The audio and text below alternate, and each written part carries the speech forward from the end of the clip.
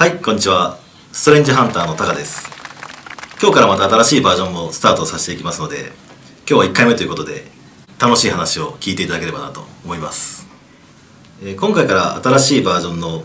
ストレンジストーリーというのが始まるんですけども、ストレンジっていうのは、不思議なとか、風変わりなとか、そういった意味があるんですけど、そういう不思議な世界の話をしていきたいと思います。1回目は、この神社っていうところからスタートするんですが、この神社っていうのは日本が生まれた秘密というか、大元になる神社なので、今回はこの神社からスタートしたいと思います。じゃあ実際にこの神社に行ってみましょう。はい、この神社にやってきました。なんかいい雰囲気が漂ってる神社ですね。この神社っていうのは漢字でかごって書くんですけど、これかごっていう漢字を古代の読み方で読むとこのって読むんですよ。でこの神社は、京都の有名な天橋立っていうところの近くにあるんですけど、丹後の国一宮というふうになってまして、地域で最も格式の高い神社となっています。実は天橋立自体もこの神社の参道だというふうに言われています。一般的に有名なのは三社巡りって言いまして、天橋立にも神社が一つあるんですね。で天橋立の神社、天橋立神社っていうんですけど、その神社にまずお参りをして、その後に、この神社、そしてこの神社の奥宮、奥宮って書くんですけど、そこの真名井神社、この3つを巡って三社巡りというふうに言われています。でその中で一番格式が高いこの神社の話から今回は入っていくんですけど、この神社は主催神、祀ってる神様ですね。これが彦穂あかりの命って言いまして、この神社の宮司さんの家系、これ天菱っていうんですけど、その祖先が彦穂あかりの命というふうに言われています。日本で現存する家系図で彦穂あかりの命まで遡れる家系図があるというのは、この天菱の家にずっと伝わるものとして、宝物のように扱われているというふうにされています。でこの神社は2000年ぐらいの、すごく歴史のある神社なんですけども、別名元伊勢って言われてまして、強力なパワースポットとして知られています。元伊勢って、日本各地にあるんですけども、伊勢神宮は天照大神を祀ってる、天皇家もそこにねお参りに行ったりするので有名ですけども、その天照大神が伊勢神宮にいる前にいた神社として、その神社のことを元伊勢というふうに言われています。この神社の鳥居もいろんな神社によって鳥居の形が違うんですけど、すごく古い神社に見られる明神鳥居と比べて古いタイプの鳥居になります。あとこの神社は神門をくぐったらもう撮影が禁止という、あんまり見られないタイプの神社なんですけど、もう境内からは絶対に撮影はしちゃダメですよというふうに言われている神社です。神社に入ると大和宿根の命の像が裏参道の入り口にあったり、その像がすごく面白くて、大和宿根の命が亀の上に乗ってるんですね。でこれは亀に乗って神武天皇を案内する姿を表しているんですけども、亀に乗って天皇を案内するってなんか変ですよね。で古代では亀に乗る姿っていうのはよく描かれてるんですけども、これは古代に飛来した UFO が、宇宙船のことですね。UFO が亀に見えたため表現したとも言われています。この神社は、丹後の国一宮というふうにされてるんですけども、日本全国には一宮と言われるところがたくさんあって、それぞれの地域に一宮とされてる神社が配置されてるような感じになります。一宮とつくところはその地域では一番社格といって神社の格ですねが高い神社というふうにされています。この神社の話からスタートしたのは、ここから古代イスラエルとかいろんなところに派生させていくことができるので、この神社の話から入っていってるんですけど、その一つとしてこの神社の奥宮ですね、奥宮、一般的にはそこから歩いて10分ぐらいのところにある真名井神社っていう神社のことを言っているんですけども、実は別にもう一個ありまして、この神社の近くに笠松公園っていう公園があって、山の上にあるんですけど、よくテレビとかで山の上から天橋立を股覗きって言って逆さまに股の間から見ると竜が天に昇っていく姿を見れるという風なところですね。それが笠松公園というところから見るんですけど、この笠松公園のところにちゃいね鳥居があるんですよ。その鳥居のところに何が書いてあるかというと、その鳥居から海が見えるんですけど、約 10km ぐらい沖に小さな島が見えるんですよ。でこれが2つありまして、1つが冠島、もう1つが沓島っていう島があります。でこれが実はこの神社のもう1つの奥宮であるというふうに書かれています。で面白いのは、この島は上陸禁止なんですね。天孫降臨といって、要は神様が降りてきた場所っていうふうにされているのがこの冠島と沓島です。でこれが過去にこの島に行った人がいるんですね。結構昔になるんですけど、この丹後の地域にいたある人がこの島に行ったんですね、船で。そこから5色の玉を持ち帰ったというような話があります。この話は今は神話となってずっと語り継がれているんですけど、有名な話で浦島太郎の話の舞台になった場所だと言われています。浦島太郎の話も5色の亀が出てくるんですね。でそこから竜宮城に行って帰ってきて玉手箱を開けたらおじいちゃんになったと、そういうような話があるんですけど、この冠島沓島がその舞台になったと言われています。で実際に調査した人たちがいるんですけど、この冠島と沓島の海底には人工物の階段とかいろんな建物が今でも残されていると調査結果で明らかになっています。海底に人工物があるという時点でちょっと不思議な話になりますよね。でこれが竜宮城の元になった島だと言われています。なので別名竜宮島とも言われている島です。浦島太郎、実在の人物だとされているんですけども、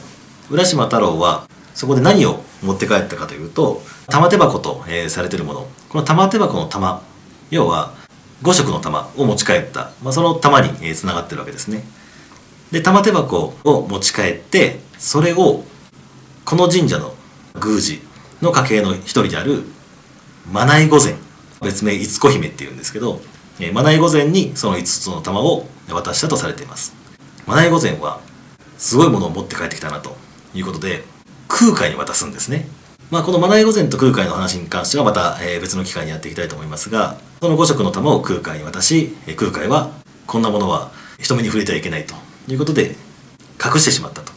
いうような話があります。じゃあその5色の玉どうなったかというと、隠された場所はわからないんですけども、神社には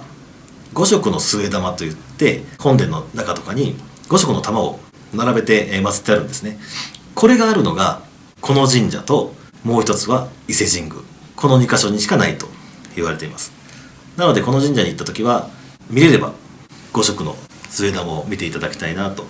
いうふうに思います。青とか白とか赤とか黄色、あと黒ですね、この5色の色の玉が祀られています。この神社の奥宮マナイ神社、ここがまたすごいところで、パワースポットとしては日本ではもう1、2を争うぐらいすごいというふうに言われています。でマナイ神社、ここも、撮影が禁止なんですが、マナイ神社に、行くまでにちょっとこの神社から歩いていきます。山を少し登っていくんですけども、山の、中腹ぐらいですかねに鳥居があります。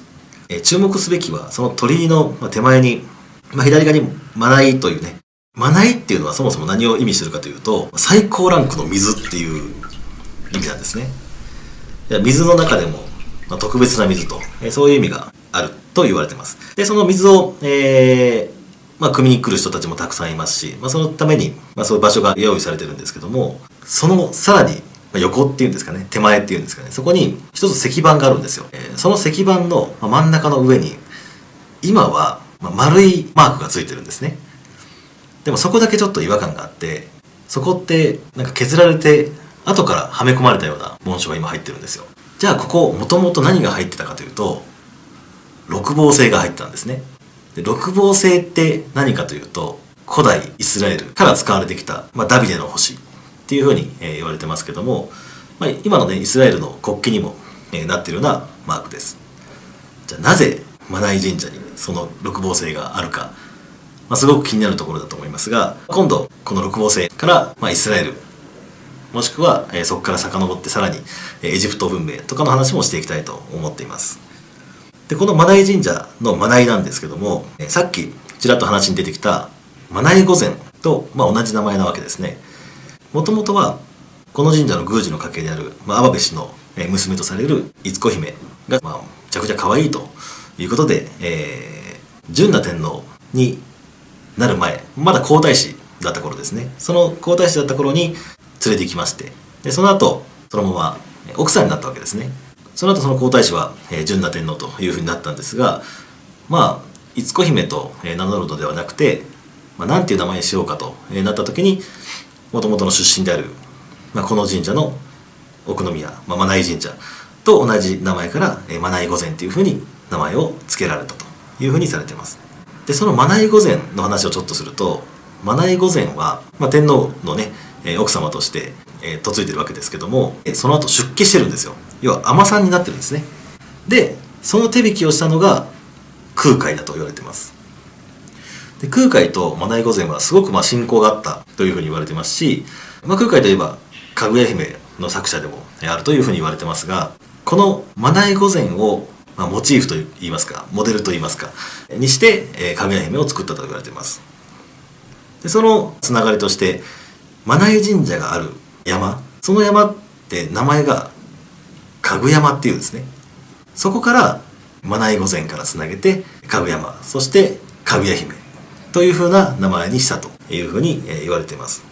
本当かどうかはねわからないですけど、僕はこの話は辻褄がすごく合うなというふうには思ってますし、実際に目で見に行って確かにそうなんじゃないかなというふうに思っています。ここまでたくさんこの神社の話をしてきましたが、面白いですよね。この神社から始まり、真名井神社、真名井御前だったりかぐや姫だったり、あと空海、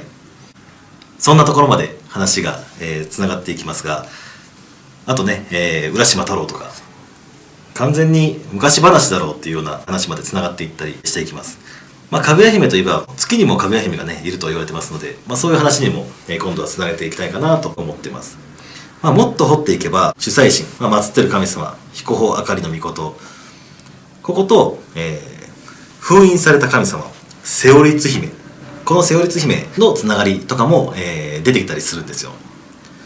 そういう話もいつかできたらなとは思ってますが、ちらっと言うと、瀬尾律姫、これは少し前にブームになった「君の名は」っていう映画、それでも、男女がね出会う、彗星が糸守町に落ちるっていう、衝撃的な内容だったんですけども、その中に織姫と彦星が、出てくるんですけども、これが瀬尾律姫の、モデルというふうに言われてます。瀬尾律の織っていう字が織姫の織と同じなんですね。で彦穂のあかりの命の彦、これは彦星の彦と同じ漢字なので、もしかしたら瀬尾律姫と彦穂のあかりの命、この2人は何かの関係があったんじゃないかなと推測されるというような感じですね。今度この神社をスタートして、いろんな話に振っていきたいと思いますので、今日はこの辺にしたいと思います。神社一つとってもいろんな話が、調べていくと出てきますし、神社を掘ってるとなぜかユダヤ人とのつながりも少し垣間見えてくるんですよ。昔から日本とユダヤは同祖論、日中同祖論っていうんですけど、日本とユダヤは同じ祖先なんじゃないかというふうに言われてます。そのユダヤの祖先ってなってくると過去の滅びた文明につながってきたりするので、そういうところに向かっていろんな話をしていきたいと思います。ストレンジストーリーではいろんな話を想像をもとに作っていきますので、これはノンフィクションではなくてほぼほぼ僕が勝手に推測したフィクションになりますので、事実だと信じずに楽しい物語だなというふうに感じてもらえばいいかなと思っています。それでは皆さんご視聴ありがとうございました。